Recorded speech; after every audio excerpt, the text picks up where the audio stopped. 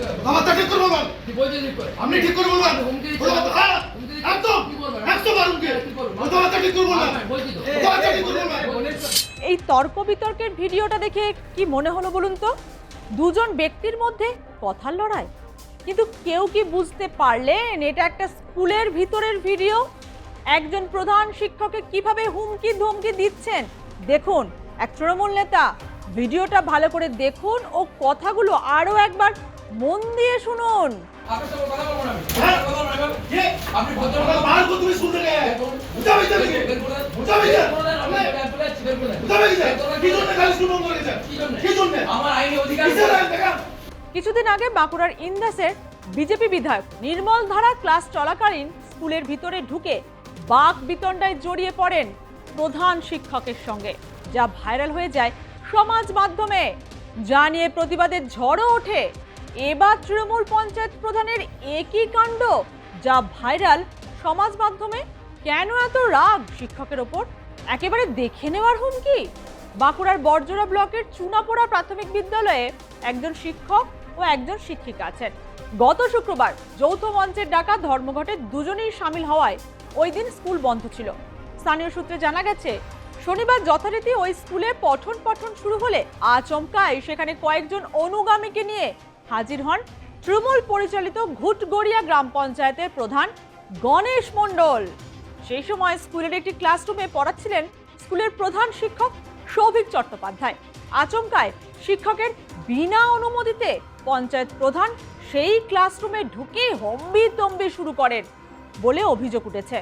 ধর্মঘটের দিন কেন স্কুল বন্ধ থাকবে তার জবাবদিহি চেয়ে কার্যত প্রধান শিক্ষককে হুমকি চমকি দিতে থাকেন ওই পঞ্চায়েত প্রধান। প্রধান শিক্ষক গ্রাম পঞ্চায়েত প্রধানকে আচরণ সংযত করার অনুরোধ করলে আরও উত্তেজিত হয়ে পড়েন তিনি। পড়ুয়া ও উপস্থিত পুলিশের সামনে তুমুল হম্বিতম্বি করে ওই শিক্ষককে প্রথমে দেখে নেওয়ার হুঁশিয়ারি দেন, পরে নিজেই ক্লাসরুম থেকে পড়ুয়াদের জোর করে স্কুলের মাঠে বের করে দেন ওই পঞ্চায়েত প্রধান। শিক্ষককে স্কুলের ক্লাসরুমে দীর্ঘক্ষণ আটকে রাখা হয় বলেও অভিযোগ। চুনপোড়া প্রাথমিক বিদ্যালয়ের আক্রান্ত প্রধান শিক্ষকের দাবি, পঞ্চায়েত প্রধানের এহেন হম্বিতম্বিতে আতঙ্কিত হয়ে পড়েছে স্কুলের খুদে পড়ুয়ারা। এদিকে স্কুলে ঢুকে পঞ্চায়েত প্রধানের এহেন হম্বিতম্বির ভিডিও সামাজিক মাধ্যমে ছড়িয়ে পড়তেই তীব্র প্রতিক্রিয়া তৈরি হয় শিক্ষক সমাজের মধ্যে। স্কুলে আতঙ্কের পরিবেশ তৈরি হয়েছে বলে অভিযোগ ওই শিক্ষকের। আমি অফিসের মধ্যে টেবিলে বসে টেবিল চেয়ারে, সেই সময় উনি হঠাৎ করে ক্লাসরুমের মধ্যে ঢুকে গেলেন জোর করে, এবং জোর করে ঢুকে বসলেন এবং সেখানে হুমকি দিচ্ছেন আমাকে। আমি কর্তব্যরত অবস্থায় অন ডিউটিতে প্রধান শিক্ষককে হুমকি দিচ্ছে। আমি বলেছি আপনি কেন উইদাউট পারমিশনে আমার রুমে ঢুকলেন? উনি তখন আমাকে বলছেন যে আমি বলেছি, কোনোভাবেই বলেনি। যখন আমি বলি যে আপনি পারমিশন ছাড়া ঢুকতে পারেন না, কেউ যত বড়ই আধিকারিক হোক, আপনি তো কোন জায়গার প্রধান? যে কোনো রাজনৈতিক নেতা থেকে আরম্ভ করে যে কোনো প্রশাসনিক স্তরে যেই আসুক, এখানে পারমিশন নিয়ে একটা ক্লাসরুমে ঢুকতে হয়, এটা ন্যূনতম সবারই জানা আছে। আমরা আশা করেছিলাম ওনারও জানা থাকবে, কিন্তু ওনার জানা নেই। উনি তার প্রত্যুত্তরে উনি না মেনে, না ক্ষমাপ্রার্থী হয়ে উনি কিন্তু আমাদেরকে কি করছেন না, এরপরও টেবিল চাপড়ে হুমকি দেখাচ্ছেন। উনি হুমকির জোরে বলছেন যে আপনাকে বের করে দেবো এখানে, জানেন এমন টেবিল মনে হচ্ছে ভেঙে ফেলে দেবে, আমাকে টেবিল নিয়ে মারতে হবে হুমকি। এবং শুধু একা নন, উনি প্রায় 15 থেকে 20 জন সমর্থককে, ওনার নিজের সমর্থককে নিয়ে এসে আমাকে হুমকি দিচ্ছেন। মানছি, ধর্মঘটের কারণে স্কুল বন্ধ রাখা, পঠন পাঠন শিখেই তোলা উচিত নয়, কিন্তু একজন দায়িত্ববান জনপ্রতিনিধিরও এই অধিকার রয়েছে কি শিক্ষাঙ্গনে দাদাগিরি করার? প্রাথমিক বিদ্যালয়ে কচিকাচাদের ওপর কি প্রভাব পড়বে এই পরিবেশ পরিস্থিতির? যদিও এমন কিছু হয়নি বলে দাবি ওই তৃণমূল পঞ্চায়েত প্রধানের। কালকে মাস্টারমশাইরা এই চুনপাড়া স্কুলে এসেছি, চুনপাড়া স্কুলের মাস্টারমশাইরা সরকারি বন্ধ রাখার কোনো নোটিশ না থাকা সত্ত্বেও সমস্ত শিক্ষক শিক্ষিকা স্কুলের গেটে চাবি দিয়ে ওনাদের আন্দোলন করতে বাইরে গেছেন। এবং এইখানে বহু গরিব বাচ্চারা রয়েছেন, তারা গতকাল মিড ডে মিল খেতে পায়নি, তারা কাল স্কুলে পড়াশোনা করতে পায়নি। তাই আমরা সেখানে গ্রামের লোক যারা রয়েছে তারা মাস্টার কাছে এসেছিলেন। কিন্তু ইনি এই স্কুলের যিনি মাস্টারমশাই, তিনি এতটা অভদ্র যে আপনাকে এই স্কুল ইয়েতে ঢুকতে কে বলেছে? কিসের অধিকার আছে আপনার যে এই স্কুলে আসার?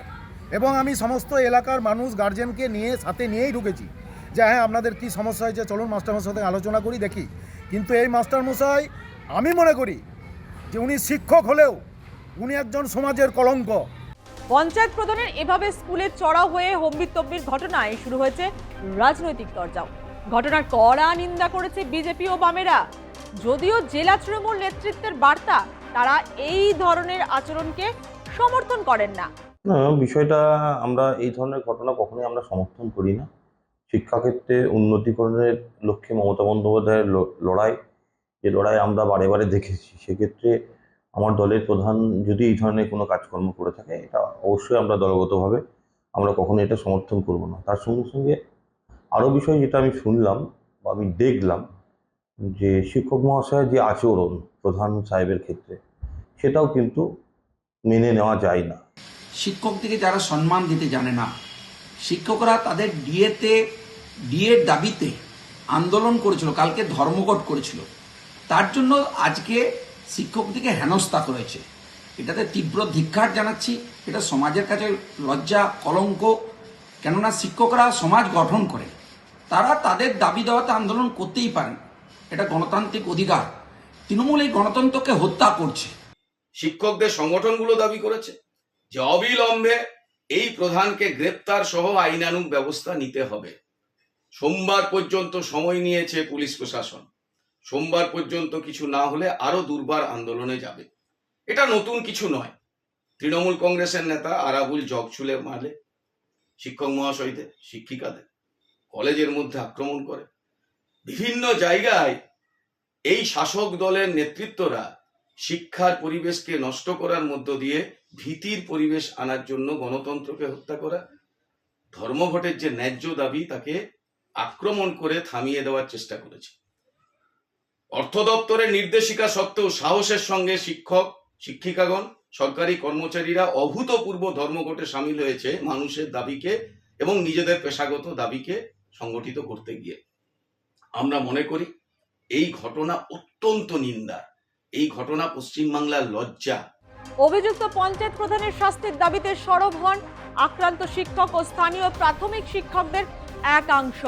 বাম শিক্ষক সংগঠন ABPT এর তরফে বেশ কিছুক্ষণ পথ অবরোধ করা হয়। তৃণমূল নেতার শাস্তির দাবিতে সোমবার থেকে পাল্টা আন্দোলনে নামার হুঁশিয়ারি দিয়েছে একাধিক প্রাথমিক শিক্ষক সংগঠন। প্রতিবাদ তো বিধায়ক নির্মল ধারার কাণ্ডেও হয়েছিল, কিন্তু তারপরেও তো একই ঘটনার পুনরাবৃত্তি হলো এই বাঁকুড়ায়। আসলে কি জানেন তো, শিক্ষাঙ্গনের পরিবেশ দিন দিন কলুষিত হচ্ছে। শিক্ষা প্রতিষ্ঠানের রাজনীতির রং লাগছে। শিক্ষাঙ্গন বিদ্যার মন্দির। এই মন্দিরের পরিবেশ কলুষিত করা বা যারা করছে তাদের ধ্যান ধারণার বদল আনতে হবে, তবেই বন্ধ হবে এইসব রাজনৈতিক নেতা ব্যক্তিদের মহান কৃত্তিকর্ম।